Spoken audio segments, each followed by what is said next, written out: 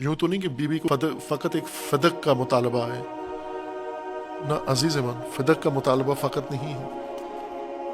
امام ہفتم نے فدق کی حدود بیان کی ہیں۔ ہارون الرشید جب اپنی سخاوت دکھا رہا تھا کہ بنو امیہ نے جن پر ظلم کیا، مال لوٹا ہے، وہ لوگ آئیں اپنے حکومت میں آ کر اپنے مال کا اندراج کروائیں تاکہ انہیں حکومتی مدد دی جائے، سب لوگ آئے، آ کے کسی نے درخت لکھوایا، کسی نے گائے، کسی نے بکری، کسی نے بھینس، کسی نے کھیت، کسی نے غلہ فصل لکھوائی۔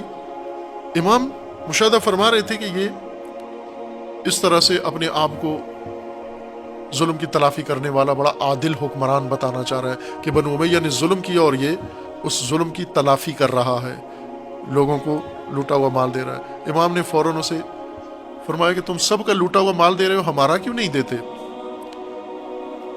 تو کہنے لگا کہ آپ کی مراد فدق ہے، باغ فدق؟ امام نے فرمایا ہاں وہی مراد ہے۔ تو کہنے لگا کہ اچھا آپ اس کی حدود بتائیے، کہاں کہاں ہیں اس کی حدود، میں ابھی فرمان جاری کرتا ہوں حکومتی کہ آپ کو لوٹا دیا جائے۔ امام نے فرمایا کہ اس کی حدود واضح ہیں، اس کی حدود ایک طرف سے بحر قلزم کو جا کے ملتی ہیں، ایک طرف سے افریقہ کو جا کے ملتی ہیں، ایک طرف سے ہندوستان تک جاتی ہیں۔ وہ سمجھ گیا، کہنے لگا آپ کی مراد یہ سلطنت ہے؟ فرمایا یہی فدق ہے ہمارا، ہماری مادر اسی فدق کے لیے اٹھی تھی۔ امام معصوم، امام ہفتم نے یہ فدق کی حد بندی کی، یعنی یہ پوری سلطنت، یہ پوری حکومت، یہ پوری امت اسلامیہ، یہ حق فاطمہ زہرا ہے۔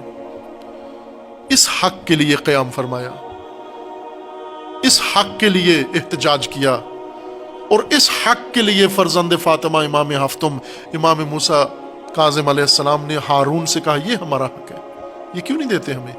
کہنے لگا اگر یہ آپ کو دے دوں تو ہمارے لیے کچھ بچتا نہیں ہے۔ نہیں دیا بلکہ شہید کروا دیا۔